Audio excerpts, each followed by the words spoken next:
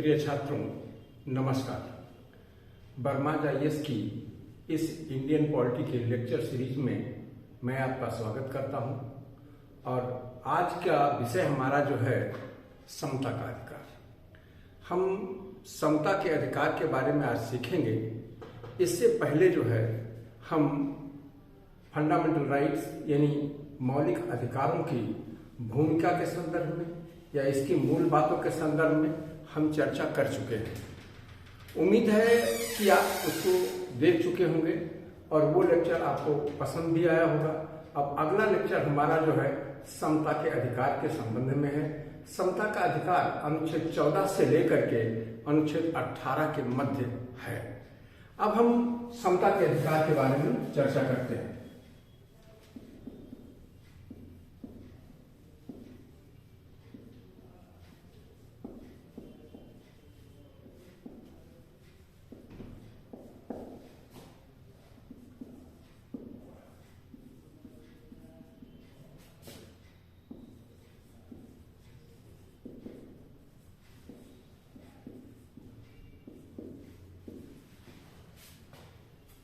एक चीज आप ये समझिए कि भारत के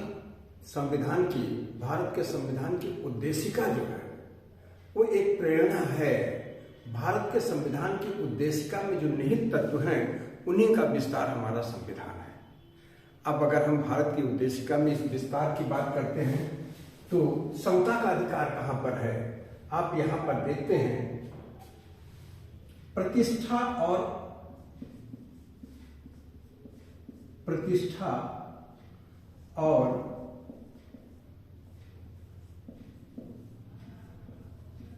अवसर की समता, अर्थात इक्वलिटी ऑफ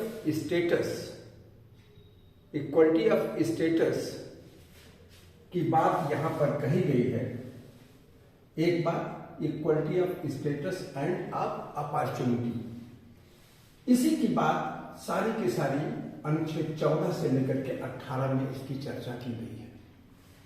हम यहां पर कहते हैं यह है स्टेटस, अपॉर्चुनिटी, ये इसकी बात हम यहां पर बता रहे हैं। दो बातें यहां पर ये की गई है और यही दोनों बातें 14 से 18 के बीच में आपको दर्शाई गई है। ये कहां पर लिखा है?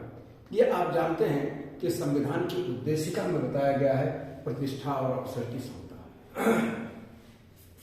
अब अगर आप यहां पर देखें कि अनुच्छेद 14 से 18 तक की बात की गई है। अनुच्छेद 14 में क्या है? अनुच्छेद 14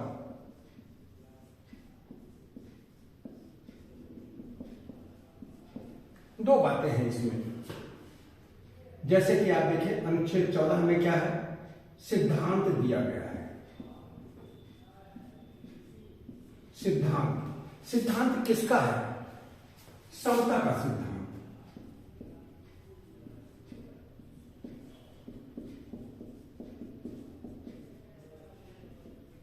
अर्थात जो समता का सिद्धांत है भारतीय संविधान में, उस समता किस रूप में है, किस सिद्धांत के अनुसार भारतीय संविधान में समता अपनाई गई है। इसके दो बातें हैं। पहली चीज देखते हैं कि विधि के समक्ष समता,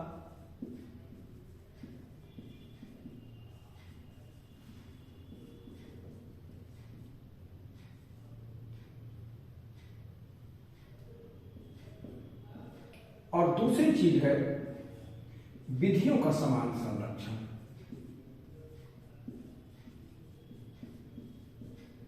का समान संरक्षण। विधि के समक्ष समता का क्या मतलब है? यहां पर देखते हैं इक्वलिटी बिफोर लॉ।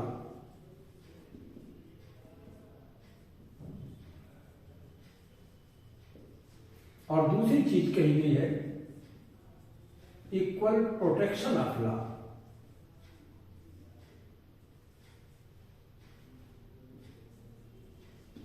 ये दो हैं, ये सिद्धांत है जिसको हम कहते हैं प्रिंसिपल ऑफ इक्वालिटी। ये है दो चीजें। ये पहली है विधि के समक्ष समता और दूसरा है विधियों का समान संरक्षण। ये इतनी बातें जो है इसके अंतर्गत कही गई हैं। अब आप इसके बाद देखें जो हम अगली चीज यहाँ पर बताने चल रहे हैं, जो समता का स्वरूप यहाँ पर बताया गया है भारतीय संविधान में, जिसको कहते हैं समतावादी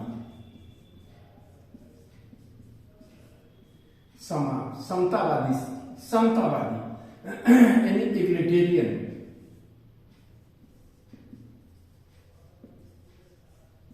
इग्लिटेरियन समतावादी समता। ये समता जो है हमारे पास वो किस रूप में है? इग्लिटेरियन इक्वलिटी है। हम एक एक करके इन सारी बातों की चर्चा यहां पर करेंगे। अब आप यहीं पर देखिए, ये इतनी बातें हमने ये बताई, ये मूल सिद्धांत के रूप में है जिसको हम कहते हैं कि समता के अधिकार की बात। अब आप आगे देखिए,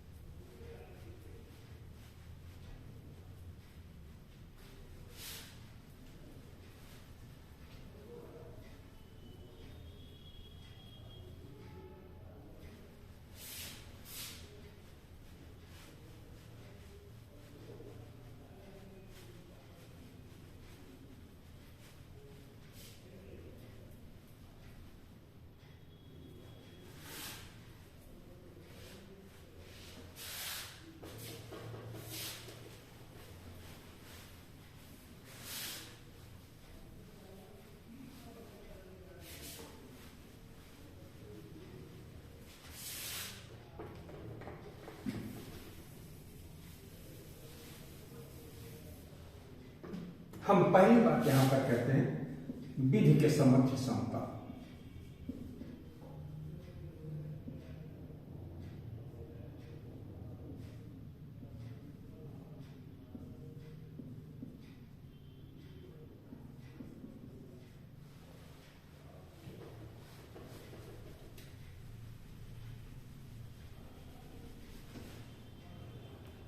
विधि के समक्ष समता। विधि के समक्ष समता क्या है? Equality before law.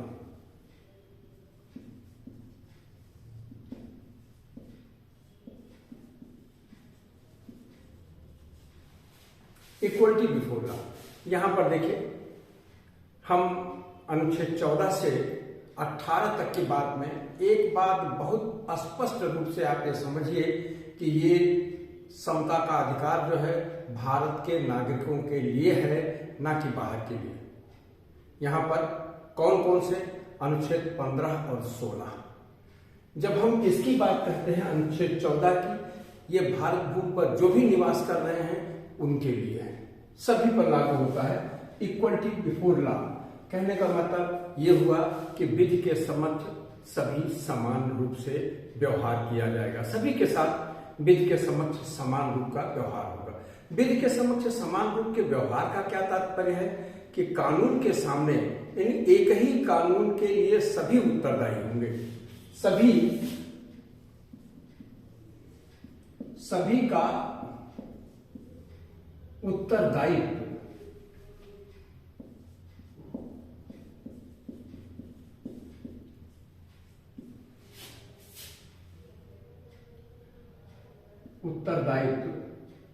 एक ही कानून के प्रति होगा, एक ही कानून के प्रति होगा।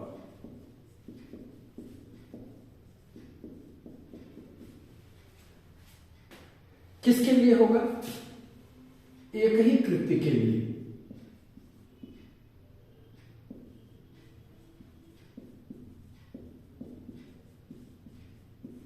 एक जो कृत्य होगा उसके लिए सभी लोग जो होंगे एक ही कानून के प्रति उत्तरदायी होंगे। ये नहीं होगा कि जैसे मान लीजिए कोई ऑफेंस हुआ, कोई अपराध हुआ, जैसे हत्या है तो हत्या के लिए सभी 302 के मुलजिम होंगे, ना कि ये नहीं होगा कि कोई 302 का हो रहा है, कोई 287 होगा, कोई किसी कानून का हो रहा है। सबके लिए एक ही कानून का व्यवहार होगा। यह है विधि के समक्ष समता का सिद्धांत। दूसरी चीज है कि जिसमें आप देखते हैं विधियों का समान संरक्षण।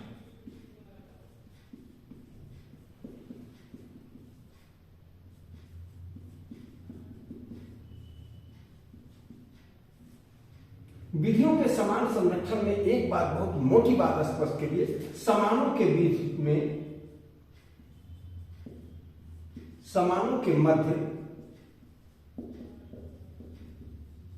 समान विधि का व्यवहार।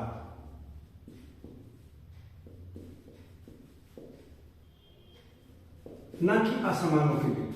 जो लोग समान हैं उनमें समान विधि का व्यवहार किया जाएगा, न कि असमानों के बीच में। जैसे एक स्तर के, एक ही प्रकार के, एक ही सामाजिक अवस्था के, एक ही आर्थिक व्यवस्था के या एक ही आर्थिक स्वरूप के जो लोग होंगे उनको एक प्रकार की संरक्षण प्रदान किया जाएगा। ये नहीं होगा कि सबके लिए अलग अलग व्यवस्था हो। अब हम इसको विस्तार से चर्चा करते हैं।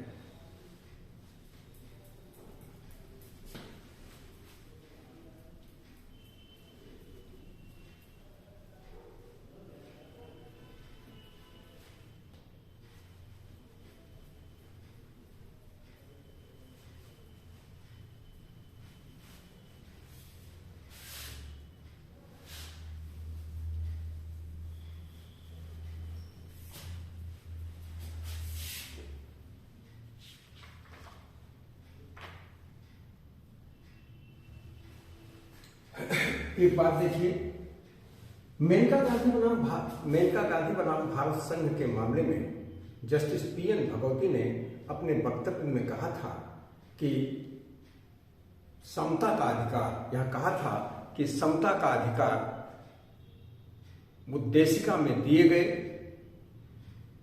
अवसर और प्रतिष्ठा की समता के अधिकार का व्यवहार है। जो ये वहां पर कहा गया है वही चीज यहां पर अप्लाई की गई है। अब यहां पर आप देखिए कि अगर हम यहीं पर बात करें तो अनुच्छेद 14 में जो सिद्धांत, अनुच्छेद 14 में जो सिद्धांत दिए गए हैं, जो सिद्धांत दिए गए हैं उन्हीं का अनुप्रयोग यानी एप्लीकेशन कहां पर है, उन्हीं का अनुप्रयोग अनुच्छेद 15, 16, 17 और 18 में दिया गया है। जो भी बातें यहां पर कही गई हैं अनुच्छेद 14 में जो सिद्धांत दिए गए हैं उन्हीं का अनुप्रयोग अनुच्छेद 15, 16, 17 और 18 में दिया गया है। कहने का मतलब जो पांच अनुच्छेद विधि के समक्ष समता में दिया गया है उसमें सबसे पहले अनुच्छेद 14 है। 14 में वो सिद्धांत बताया गया है कि किस सिद्धांत के आधार पर भारतीय संविधान में समता का प्रयोग किया जाएगा।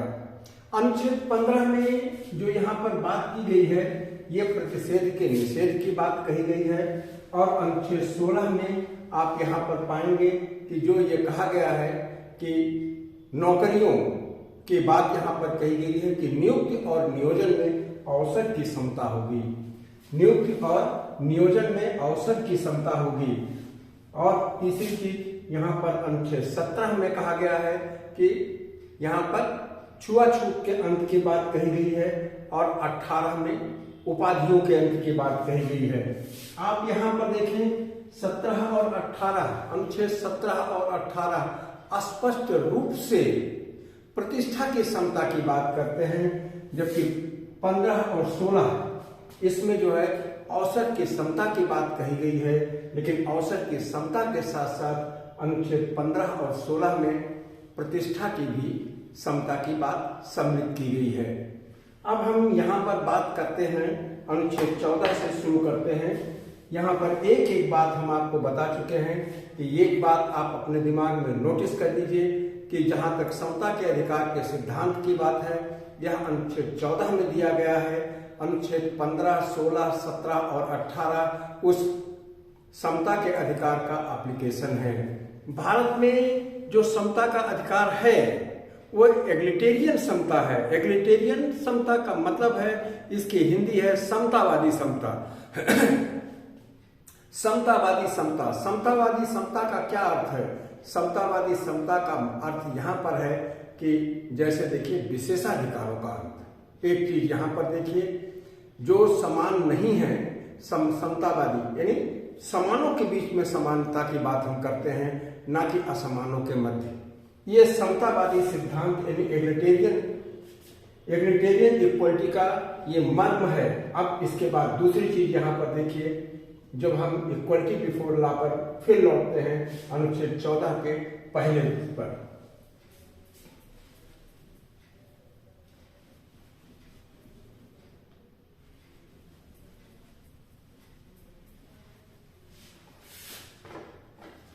जो अनुच्छेद 14 का पहली बात है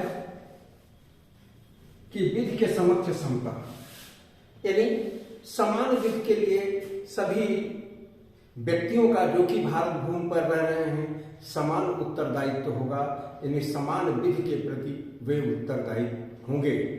लेकिन यहाँ पर आप देखिए ये अनेक अपवाद भी हैं, जिसमें देखिए कि अनुच्छेद, जिसको हम कह लेते हैं अनुच्छेद 361, भारतीय संविधान के अनुच्छेद 361 में इस इक्वलिटी बिफोर लॉ के अपवाद बताए गए हैं। अपवाद में क्या चीज है कि पहली चीज यहां पर देखिए राष्ट्रपति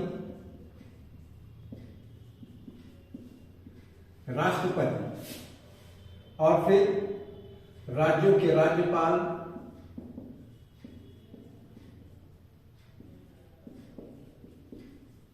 किसी विधि के प्रति उत्तरदायी नहीं होंगे।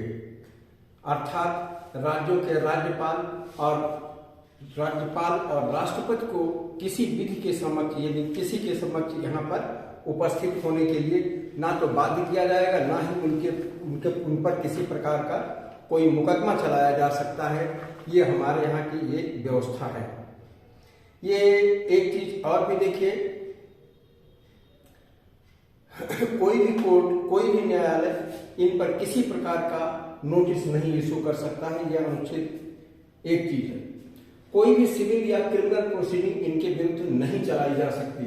ये राष्ट्रपति और राज्यपाल को जो छूट दी गई है ये अनुच्छेद 361 में दी गई है भारत के।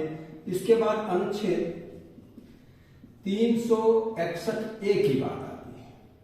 361A में एक बात यह कही गई है कि चाहे मेंबर ऑफ पार्लियामेंट हो, एमपी हो, एमएलए हो, ठीक, यहां पर एमपी हो या एमएलए हो, एमपी एमएलए को कोई भी, जैसे यहां पर देखिए सेशन के दौरान ना तो उनको गिरफ्तार किया जा सकता है, ना उनसे कोई पूछताछ की जा सकती है। एक चीज और भी है, जब कोई भी सत्र चल रहा हो तो उसके कितने दिन के बाद, 40 दिन पहले सत्र के दौरान या 40 दिन बाद उन्हें बिना विधानसभा के अध्यक्ष, अगर वो एमएलए हैं और एमपी हैं तो लोकसभा के अध्यक्ष, अगर राज्यसभा से हैं तो राज्यसभा के सभापति की अनुमति के बिना उन्हें किसी तरह के क्रिमिनल मामले में भी गिरफ्तार नहीं किया जा सकता। इसके बाद अगली चीज यहाँ पर देखें, जो हम यहाँ पर बताना चाहते हैं कि अनुच्छेद 100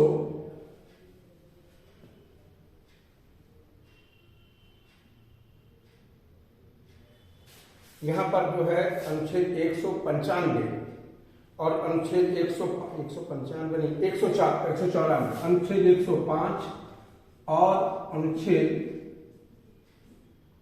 194, ये दो अनुच्छेद है। अनुच्छेद 105 जो है ये मेंबर ऑफ पार्लियामेंट के लिए है और ये जो है एमएलए के लिए है। यहां पर देखिए जो कुछ भी वो विधानसभा में यहां पर कहेंगे उसके लिए उनका कोई उत्तरदायित्व नहीं होगा, वो उनको विशेषाधिकार प्राप्त है, जिसको कि संसदीय विशेषाधिकार की बात कहते हैं।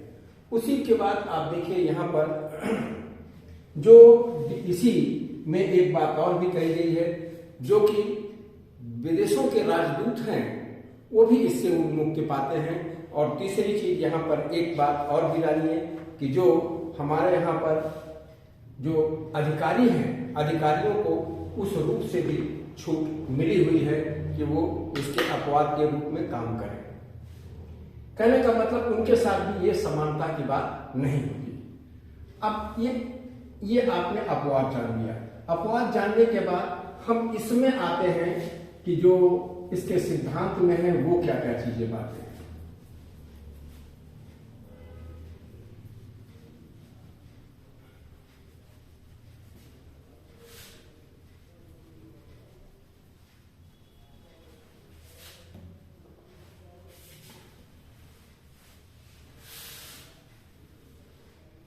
ये इसके अपवाद, ये किस सिद्धांत पर चलता है?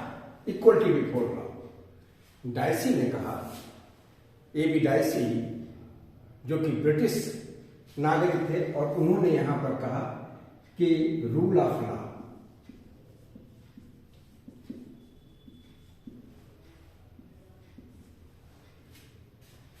यहां पर rule of law, equality before law का मतलब है कि रूल ऑफ लॉ की स्थापना, यानी रूल ऑफ लॉ यानी विधि के शासन की स्थापना, विधि के शासन की स्थापना।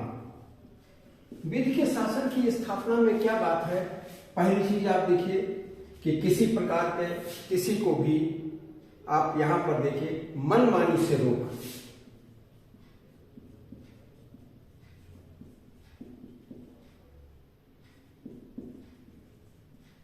कोई भी आर्बिट्रेरी, मनमानी का मतलब आर्बिट्रेरी पावर का प्रयोग नहीं कर सकता। सबको विधि के अनुसार, विधि व्यवस्था, यानी कोई भी व्यक्ति विधि से ऊपर नहीं है, किसी भी हैसियत का हो, कोई मनमानी नहीं कर सकता। दूसरी चीज इसमें कही गई है विधि के समक्ष समता।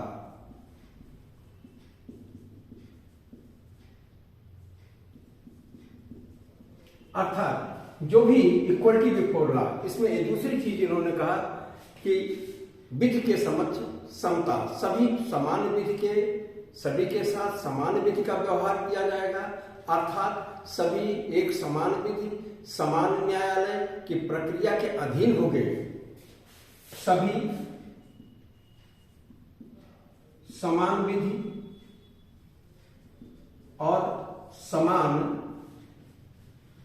समान न्यायिक प्रक्रिया के अधीन होंगे, प्रक्रिया के अधीन होंगे। तीसरी चीज यहां पर एक बात और भी देखिए, यहां पर एक चीज ये कहा कि सभी समान और समान न्यायिक प्रक्रिया के अधीन होंगे, किसी के लिए विशेष कानून नहीं होगा। फिर तीसरी चीज यहां पर एबी डायसी महोदय ने कहा कि सामान्य विधि, देश की सामान्य विधि वो संविधान यानी अधिकारों का स्रोत है, संविधान नहीं। जबकि यह एबी डायसी का सिद्धांत भारतीय परिप्रेक्ष्य में नहीं लागू होता है। भारतीय परिप्रेक्ष्य के लिए क्या लागू होगा कि संविधान सभी प्रकार के अधिकार और शक्तियों का स्रोत है। किसके लिए? नागरिकों के लिए। यहां पर ये तीसरी चीज जो होती है ये लागू होती है। देखिए, हमने पहले आपको ये बताया कि अपवाद क्या चीज है। अब देखिए, जब हम विधि के समक्ष समता की बात करते हैं तो अभी हमने पहले इसीलिए आपको ये बताया कि क्या क्या अपवाद है इक्वलिटी बिफोर लॉ के।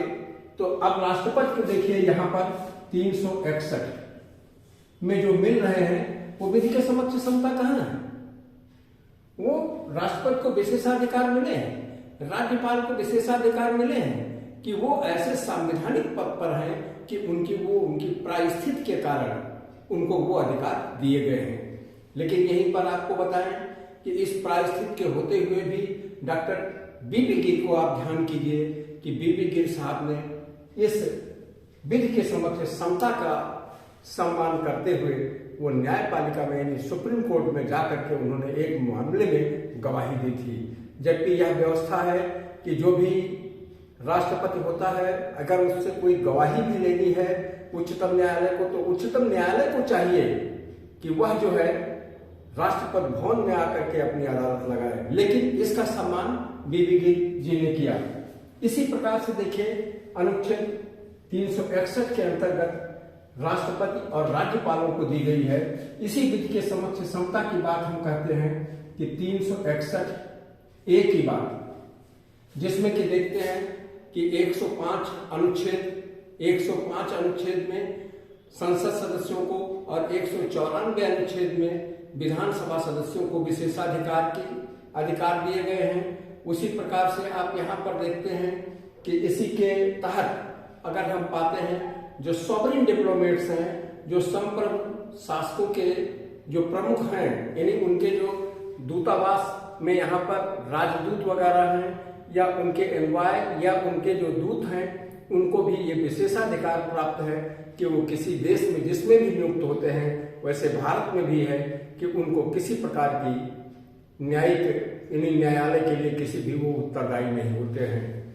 इसी प्रकार आप अन्य मामलों में देखें कि जैसे ब्रिटेन में अगर हम देखें तो ब्रिटेन में चाहे वो अधिकारी हो चाहे एक सामान्य व्यक्ति, सभी के लिए अधिकार समान है। लेकिन भारत में ऐसा नहीं है। भारत में जो अधिकारी हैं उनको कुछ विशेष अधिकार दिए गए हैं, चाहे वो पुलिस अधिकारी हो, चाहे प्रशासनिक अधिकारी हो, चाहे न्यायिक अधिकारी हो। ये हमारे यहाँ संवैधानिक व्यवस्था के अंतर्गत है, जो कि इस विधि के समक्ष समता के अपवाद के स्वरूप में है। यही चीज मैं आपको यहाँ पर बताना चाहता हूँ। इसीलिए हमने अपवाद पहले बताए और फिर विधि के समक्ष समता के तीनों सिद्धांत बताए। यह सिद्धांत जो है और यह अपवाद का स्वरूप, जैसा कि हमने आपको बताया कि अनुच्छेद 15, अनुच्छेद 16 और अनुच्छेद 17 और अनुच्छेद 18 में लागू किए जाते हैं। तो आप इसके बाद देखें कि 15, 16, 17 और 18 में ये लागू किए जाएंगे। इस समय आप ये देखिए, ये चीज ये हुई अनुच्छेद 14 का प्रथम भाग। अब अनुच्छेद 14 के प्रथम भाग के बाद हम दूसरी चीज पर चलते हैं कि जो अनुच्छेद 14 का दूसरा भाग है।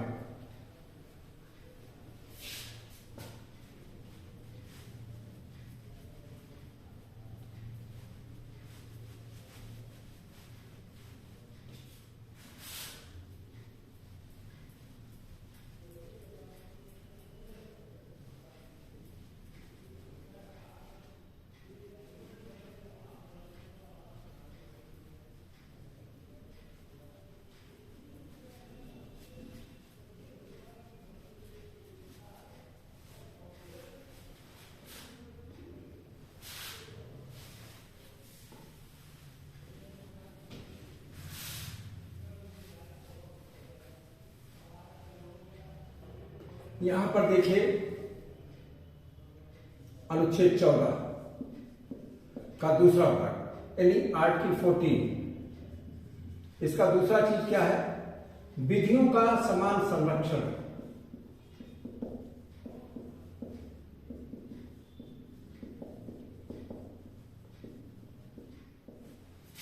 Equal protection of law.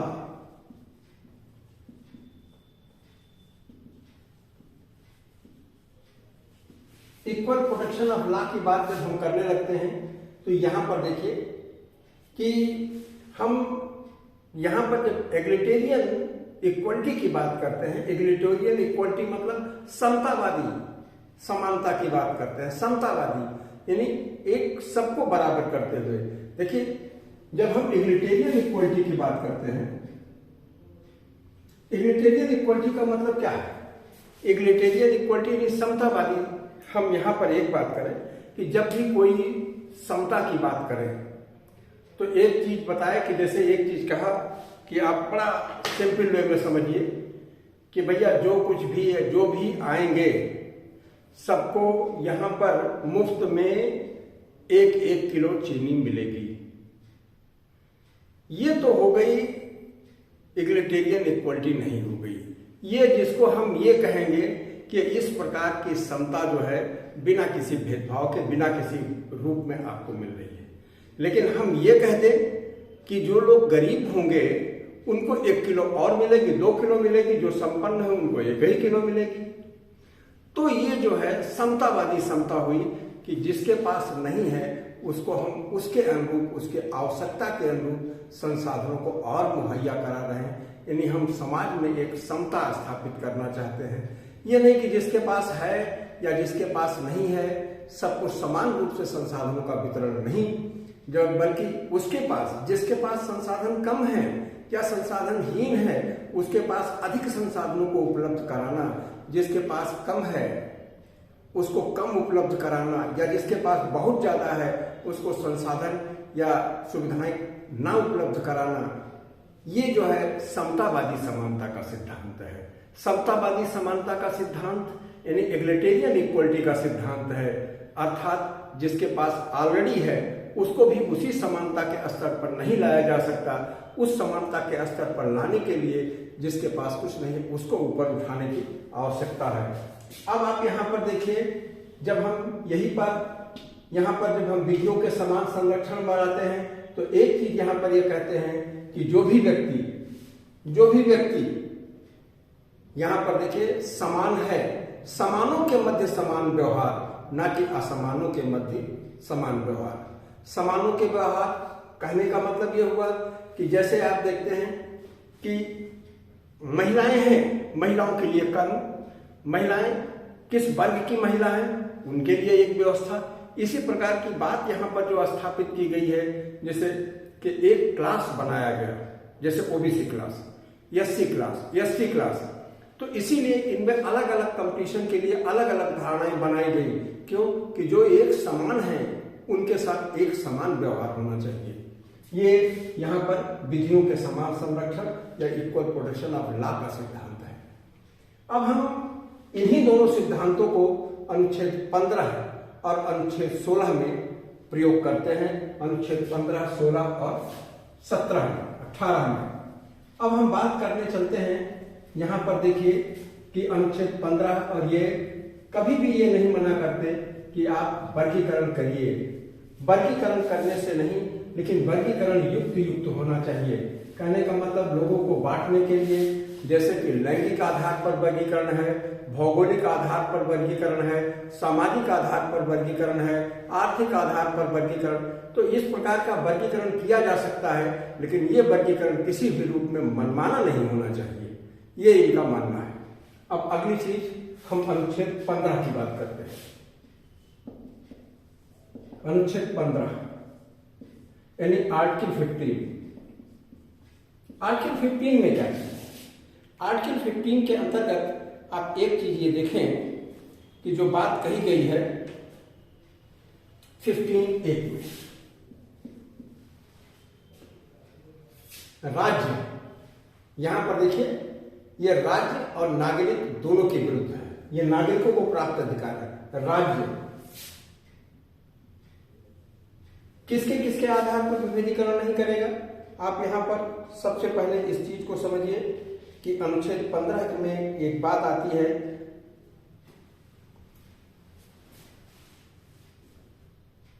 राज्य, धर्म, मूल वंश, लिंग, राज्य, धर्म, मूल वंश, लिंग, जाति,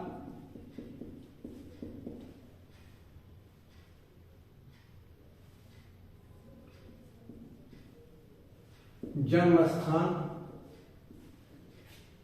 राज्य जो है धर्म, मूल वंश, लिंग, जाति, जन्म स्थान। एक और होना चाहिए,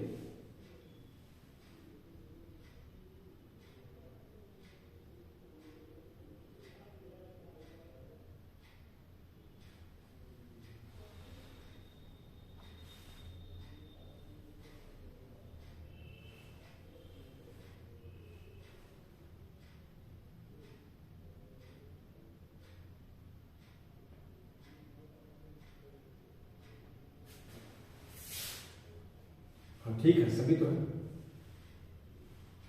धर्म, मूल वंश, लिंग, जात और जन्म स्थान, या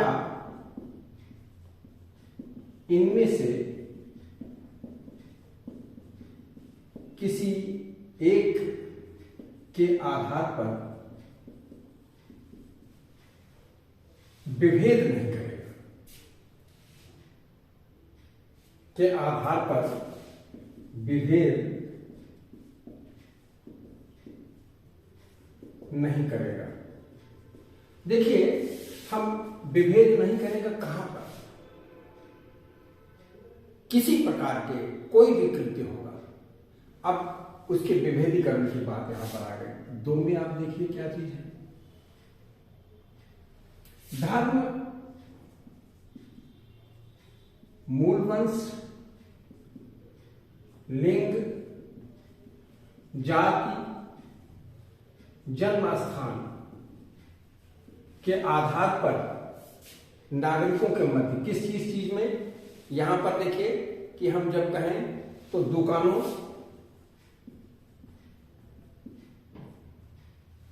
भोजनालयों, होटलों,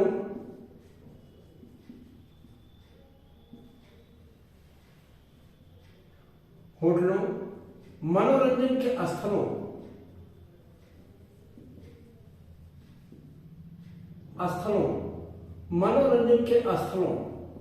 मनोरंजन के स्थलों की बात हम करें, दुकानों, भोजनालय, होटल, मनोरंजन के स्थल 4 में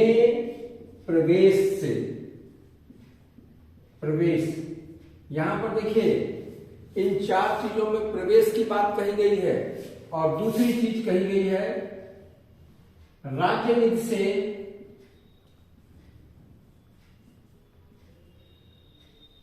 पोषित या राज्य निधि से सहयोग प्राप्त है, या राज्य निधि से पोषित, या राज्य निधि से जो है उसमें आंशिक या राज्य निधि से आंशिक या पूर्णतः पोषित, राज्य निधि से आंशिक या पूर्णतः पोषित या पूर्णतः पोषित। अगर राज्य से आंशिक रूप से या पूर्णतः पोषित है तो यहां पर किस किस चीज की बात कह रहे हैं, या पूरा का पूरा वो सार्वजनिक उपयोग के लिए है। कौन सी चीज ऐसी है? पहली चीज आप देखिए स्नान घाट, दूसरी चीज तालाब, तीसरी चीज सड़क। यहां पर देखिए हम बात किसकी कर रहे हैं? स्नान घाट, तालाब, सड़क, फिर उसके बाद और सार्वजनिक समागम के स्थल, यानी इन सब चीजों की बात करें हम। पहली चीज स्नान घाट, कुआं, 2 चीज हुई, तालाब 3 चीज हुई, चौथी चीज क्या चीज है? सड़क, और पांचवी चीज क्या चीज है? सार्वजनिक समागम के स्थल।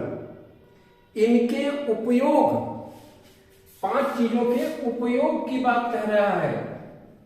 ये देखिए इन चारों चीजों के प्रवेश की बात, ये प्रवेश की बात है, और ये 5 चीजें जो हैं उनके उपयोग की बात है। 5 चीजें कौन कौन सी हैं? उपयोग की बात जब कही जा रही है, 5 चीजें। नंबर 1 कुआं, नंबर 2 स्नान घाट, नंबर 3 यहां पर देखिए तालाब, नंबर 4 1 2 3, नंबर 4 सड़क, और नंबर 5 जिसको हम यहां पर कहें सार्वजनिक समागम के स्थल। इस पर क्या होगा? इस पर ये जो इन 5 चीजों की बात कही जा रही है, ये 5 चीजों के उपयोग पर क्या चीज होगी? इस पर 5 चीजों पर क्या चीज होगी? इसकी और इसके प्रयोग की बात कर रहे हैं, इसके उपयोग की बात कर रहे हैं। तो इसमें ना तो कोई नंबर 1 निर्योग्यता,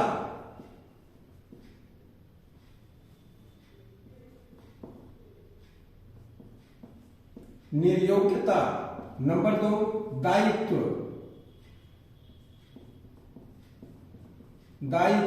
नंबर 3 निर्बंध,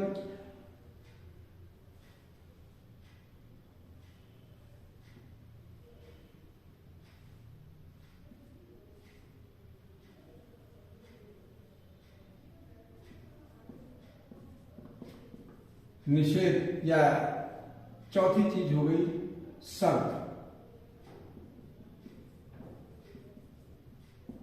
या निषेध ना कहिए बल्कि निर्बंधन कहिए तो ज्यादा अच्छा है।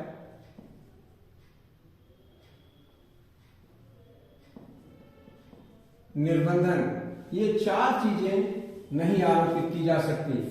ये कोई निर्योग्यता नहीं आरोपित की जा सकती, कोई दायित्व नहीं लादा जा सकता, कोई निर्बंधन नहीं किया जा सकता और ना ही कोई शर्त आरोपित कर सकती है इन पांच चीजों के प्रयोग पर और इन पांच चीजों में प्रवेश पर। किस आधार पर?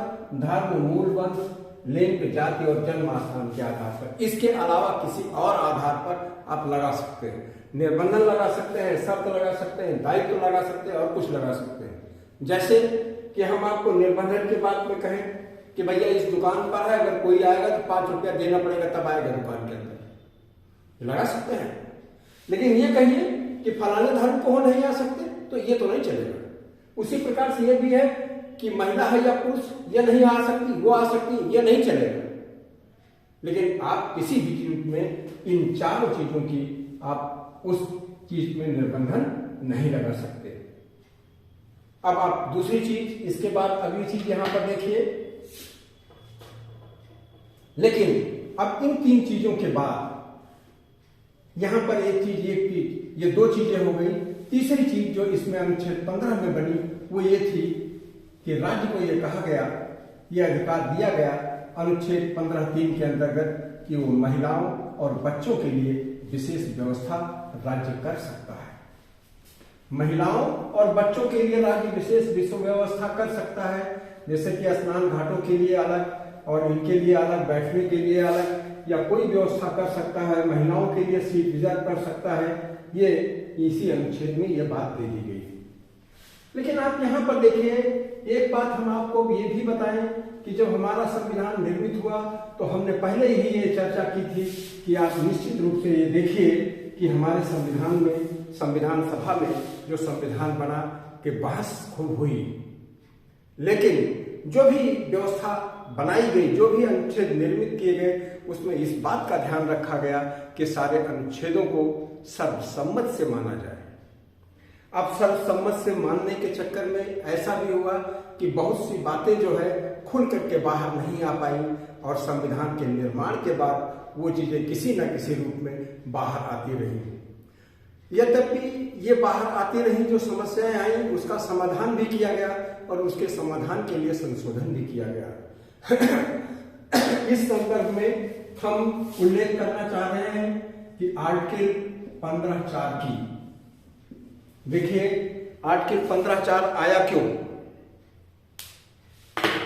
आर्टिकल 15(4) की बात हम यहां पर, एक बात यहां पर देखिए कि आर्टिकल 15(4) आया क्यों। आपको हम, आपका ध्यान खींचना चाहेंगे नीति निषेध तत्व की ओर, नीति निषेध तत्व के अनुच्छेद 46 की ओर। जब नीति निषेध तत्व के अनुच्छेद 46 में देखते हैं तो वह नीति निषेध तत्व राज्य को यह निर्देश देता है कि राज्य जो है पिछड़े हुए वर्गों, अनुसूचित जातियों, अनुसूचित जनजातियों के लिए कुछ विशेष उपबंध करे।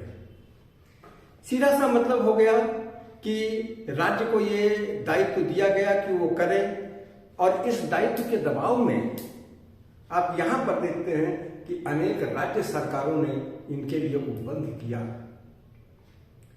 ये उपबंध होने के से हुआ क्या कि जो लोग ऑलरेडी बहुत आगे थे उनके लिए लगा कि उनका तो हक छीना जा रहा है या उनको मिलेगा ही कुछ नहीं, तो वो जो है उच्चतम न्यायालय को पहुंच गए। ऐसा ही एक केस हुआ चंपक द्वैराजन बनाम मद्रास राज्य। मद्रास राज्य ने किया क्या? मद्रास राज्य ने कुछ सीटें वर्गों के हिसाब से मेडिकल कॉलेजों में आरक्षित कर दी कि भाई इतनी वर्ग के लिए ये, इतनी वर्ग के लिए, इतनी वर्ग के लिए ये, इतनी वर्ग के लिए ये। और उसने कहा कि भाई नीति निषेध तत्वों को लागू करने के लिए हमने ऐसा किया। अब वो लोग जो है यहाँ पर चंपक द्वैराजन साहब थे, उन्होंने कहा कि भाई इससे तो ब्राह्मणों का कम सीटें मिल पाएंगी और ब्राह्मणों का हक जो है बहुत छिनता है, अब आप देखिए चंपक द्वैराजन साहब जो है वो चले गए हाई कोर्ट से मामला पहुंचा सुप्रीम कोर्ट ने कहा कि ये चंपक द्वैराजन साहब जो है एकदम सही कह रहे हैं और उसके अंतर्गत क्या हुआ है कि उनके अनुच्छेद 15(1) के अधिकार का उल्लंघन हुआ है। इसलिए जो मद्रास राज्य ने जो यहाँ पर 1951 में किया है वो अवैध है और वो हटा दिया गया। अब उसके बाद देखिए दूसरी चीज क्या हुई। इसी प्रकार एक केस और उसी काल में आया, ये जो था बंबई राज्य में आया। बंबई राज्य में यहाँ पर सीटें आरक्षित कर, वो स्थान नहीं, सीटें नहीं, बल्कि कुछ भूमि जो है हरिजनों के लिए दे दी गई थी। वहां पर हरिजन शब्द ही प्रयोग किया गया है, इसलिए मैं हरिजन शब्द ही कह रहा हूं।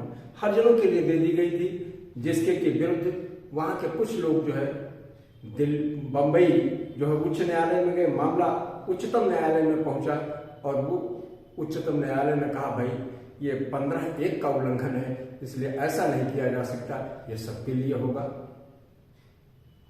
अब देखिए नीति निषेध तत्व और मौलिक अधिकार का विरोधाभास यहां सामने दिखाई पड़ने लगा और इस विरोधाभास को शांत करने के लिए यहां पर देखिए एक बात आई।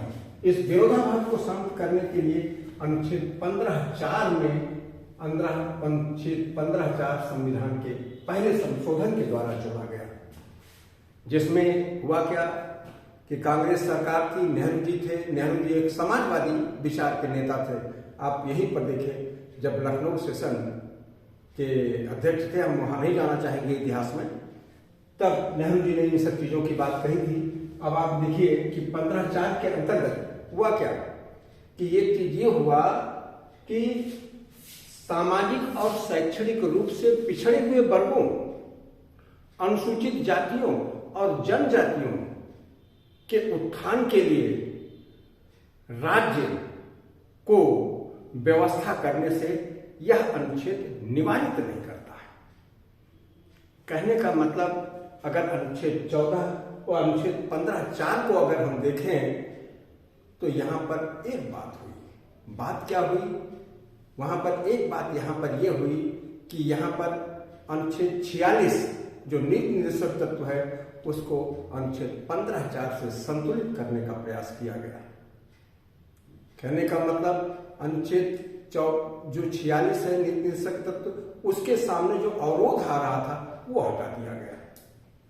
फिर इसके बाद अगली चीज आप यहां पर देखेंगे कि 15(3) के बाद 15(4) की ये व्यवस्था इस रूप में चलती रही।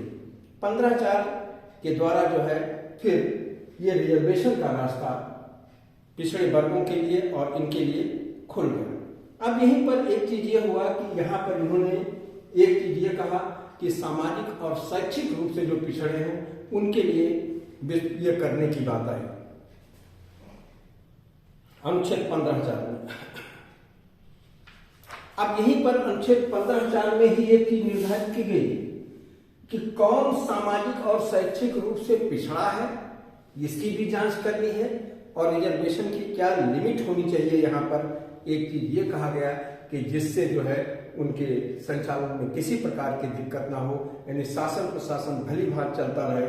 इसलिए जो है यहाँ पर एक चीज ये लिमिट बना दी गई, कैप बना दिया गया कि 50% से अधिक नहीं होगा। तो आप यहाँ पर देखिए इस चीज की व्यवस्था की गई। 15(4) के बाद यहीं पर देखिए 15(5) की बात व्यवस्था की गई। 15(5) में एक चीज ये हुई 15(4) में एक केस और आया था, Ashok Kumar Thakur versus union of India. इसमें ही ये कहा गया था कि ये लिमिट कितनी होनी चाहिए। फिर 15(5) आया। 15(5) में आप एक जानते हैं एक नया अनुच्छेद जोड़ा गया। 15(5) के एक भाग इस पे अंतः स्थापित किया गया कि जिसमें शिक्षा के संबंध में आप देखते हैं कि प्राइवेट कॉलेजों में भी आरक्षण शिक्षा के बारे में दिया गया कि पिछड़े वर्गों के लिए 27%। फिर उसके बाद इसमें एक अनुच्छेद 15(6) जोड़ा गया जो कि आप जानते हैं 103वें संविधान संशोधन के द्वारा, जिसमें कि EWS जिसको आप कहते हैं उनके लिए व्यवस्था की गई। अब हम अनुच्छेद 16 पर आते हैं। अनुच्छेद 16 में दो बातें और जोड़ दी गई। अनुच्छेद 16 में ये कहा गया कि नियोजन और नियुक्ति में अवसर की समता की बात अनुच्छेद 16 में की गई कि नियोजन और नियुक्ति में सभी वर्गों के लिए नियोजन की समता की गई। इसमें 5 चीजें हैं: धर्म, मूल वंश, लिंग, जाति, जन्म स्थान। इसमें 2 चीज और जोड़ दी गई तो ये अनुच्छेद 16 हो जाएगा। 2 चीज क्या? उद्भव और निवास।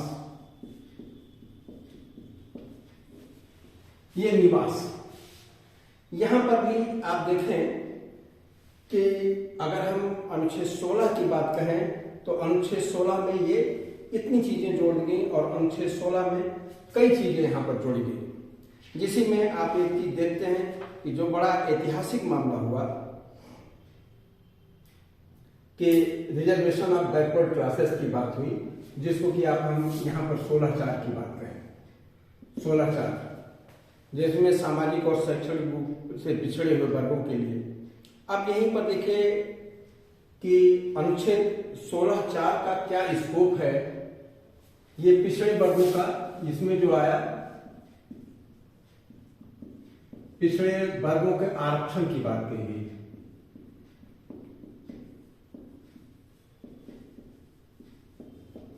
आरक्षण की बात और पिछड़े वर्गों के आरक्षण की बात यहां पर की गई। और उसके बाद एक चीज और हुई, यही में आप यहां पर एक केस आया इंदिरा साहनी बनाम भारत संघ। इंदिरा साहनी बनाम भारत संघ के मामले में भी बड़े विस्तार से 15(4) के स्कोप के बारे में कहा गया है।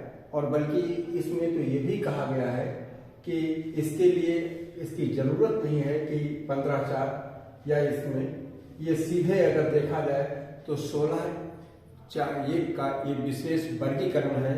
और रिजर्वेशन जो है एक एग्जीक्यूटिव यानी शासकीय आदेश के द्वारा भी हो सकता है। और बैकवर्ड क्लासेस के लिए ये चीज कहा कि इसमें जो है क्लासिफिकेशन बैकवर्ड और मोर बैकवर्ड, अधिक बैकवर्ड के बीच में कहा जा सकता है। यहाँ पर एक चीज यहाँ पर यह भी कहा मंडल कमीशन के बारे में कि जो है क्रीमी लेयर की बात हो सकती है। क्रीमी लेयर मतलब संपन्न वर्ग को इस आरक्षण से हटाया जा सकता है।